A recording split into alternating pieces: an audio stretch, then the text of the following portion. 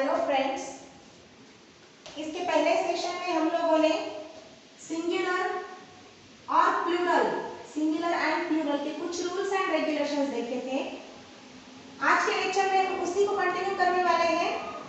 हमने पहला रूल देखा था कि किसी को एज अ सफिक्स हम एस लगा सकते हैं। अगर किसी नाउन के एंडिंग में अगर वाई है लेकिन उसके पहले वॉवेल है तो हमें उसे यस लगाना है, जैसे बॉयज। और किसी नाउन के एंडिंग में वाई है लेकिन उसके पहले कॉन्सोनेंट है तो हमें वो वाई निकाल के वहां आईईएस लगाना है। ये भी हमने देखा था। इतने 3 रूल्स हमने इसके पहले जो प्रीवियस लेक्चर लिया था उसमें हमने देखा था। अभी हम आज नेक्स्ट रूल देखेंगे।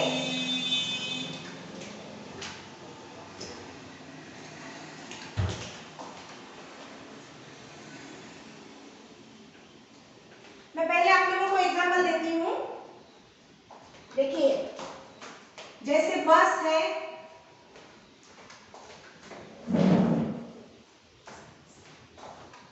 Dish, box, class, bench. अभी ये जो वर्ड्स है मैंने रूल इसलिए पहले नहीं बताया क्योंकि मैं पहले आपको एक्सप्लेन करूंगी कैसे करना है। इसके लास्ट में क्या आया है? एस एच, इसके एंडिंग में एस, इसके एंडिंग में एक्स, यहाँ पे डबल एस, यहाँ सी एच। अब समझिए रूल को ठीक से। देखिए, जिस भी नाउन के एंडिंग में एस आएगा या एस एच आएगा या एक्स आएगा या डबल एक्स आएगा या सी एच आएगा या फिर जेड भी आ सकता है तो उसे हमें ईएस लगाना है जब हम उसका प्लूरल फॉर्म करते हैं। तो बस, buses, dish, dishes, box, boxes, class, classes, bench, benches. मतलब ये रूल कैसे होगा? When a noun ends with, किससे एंड हो रहा है? ends with s या sh या x या डबल एस या सी एच या फिर जेड भी हो सकता है, etc.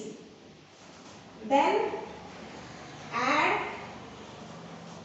ES। अब जैसे मैंने यहाँ लाइन मारी है तो इसका मतलब ये कि पहले वो स्पेलिंग रहेगी उसके बाद ES रहेगा।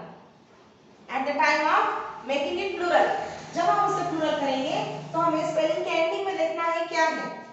हर एक चीज के यूनिक केसेस होते हैं, इसके भी कुछ हो सकते हैं, लेकिन मोस्टली 99% जो वर्ड्स है, जो नाउन्स है, उनकी एंडिंग अगर इन अल्फाबेट से होती है तो उसका प्लूरल फॉर्म करते समय हम लोगों को ईएस लगाना है।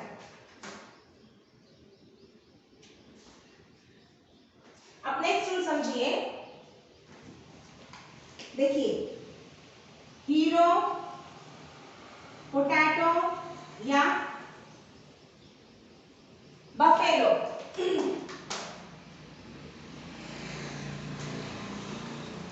ये जो स्पेलिंग्स है, ये जो नाउन्स है, ये किससे एंड होते हैं? ये ओ से एंड होते हैं। ये सभी नाउन जो हीरो है या फिर पोटैटो है या फिर बफेलो है। अब जब नाउन ओ से एंड होता है लेकिन उसके पहले क्या आया है? यहाँ आर टी एल, ये सब कॉन्सोनेंट्स है। ये सब क्या है? कॉन्सोनेंट्स यानी कि व्यंजन है। तो सेम वैसा ही रूल, जब लास्ट में ओ आता है लेकिन उसके पहले कॉन्सोनेंट आता है तो it we can make by adding ES. Hero, heroes, potato, potatoes, ES लगाया है हमने, एंड बफेलो, बफेलोज। इस तरह से। लेकिन ये जो हम इसका रूल लिखेंगे, when a noun ends with, किससे एंड हो रहा है? O, end O comes with, O किसके साथ आ रहा है?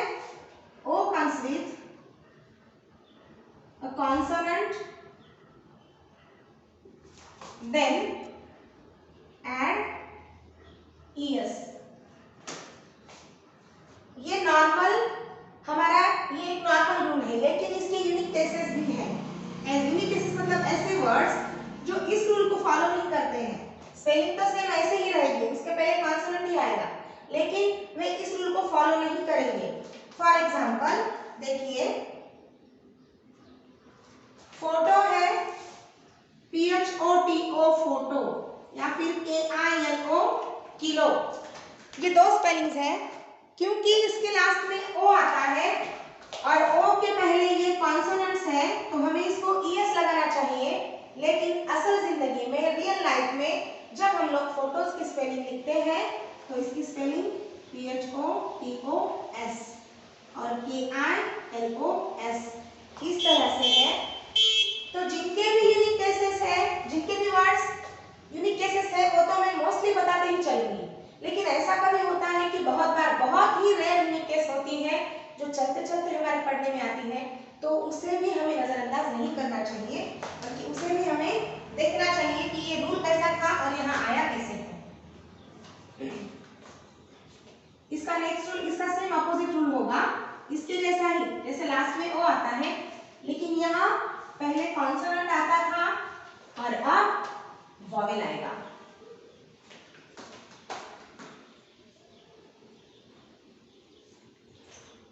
देखिए, radio,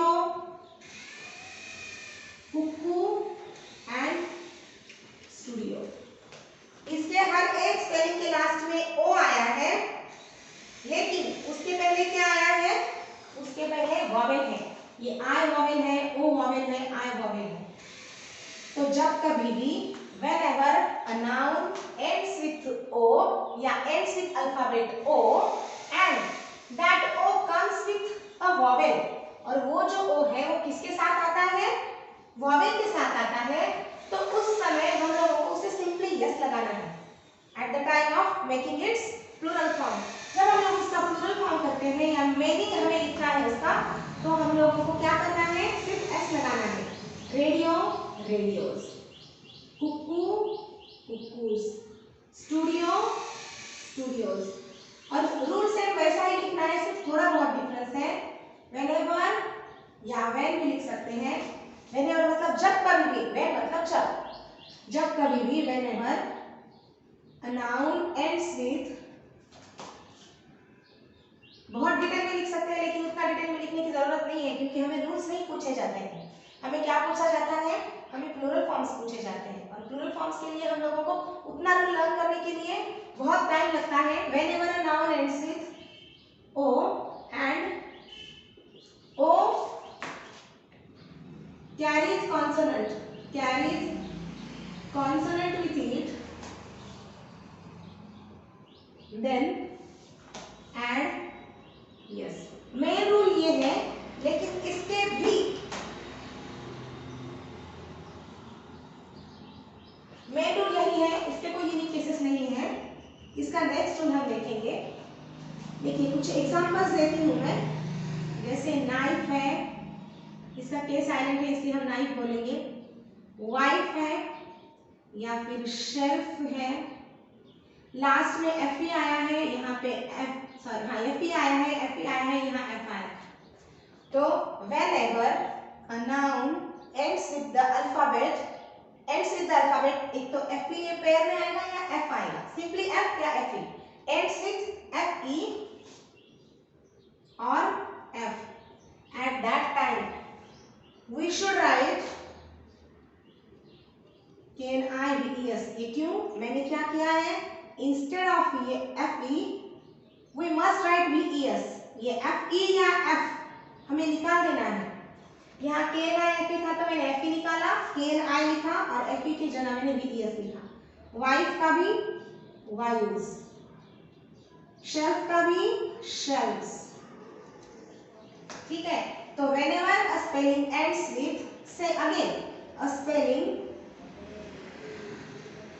ends with FE or F, we should remove it। हम लोगों को वो निकालना है, remove it, या we should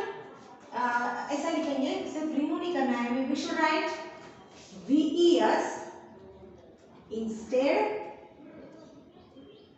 of F or FE, और instead of that ऐसा भी लिखा तो चलेगा, that मतलब FE और F।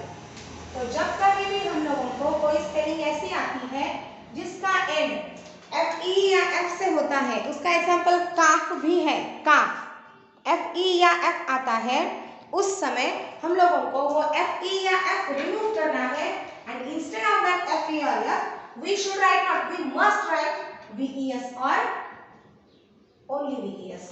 जैसे knife, knives, wives, shells, wolves, calves, halves। लेकिन हम बोलते से ऐसे नहीं बोलते हैं, हाफ को हाफ, 4 हाफ्स देना, 4 हाफ्स, ऐसे हम नहीं बोलते हैं, क्योंकि हमारे इंडिया में अभी उतना हमारा इंग्लिश हमारे यूज तो नहीं हुआ है, लेकिन बोलने में ना सही, लेकिन जब भी हमें ग्रामेटिकल क्वेश्चंस आएंगे तो उसमें तो हमें करना है, और अब हमको यह नॉलेज आ गया है तो यह हमें बोलना ही स्टार्ट करना चाहिए। आज के लिए बस इतना ही, आगे के रूल्स हम नेक्स्ट सेशन में देखेंगे और उसमें हम थोड़ा प्रैक्टिस भी लेंगे। जय हिंद।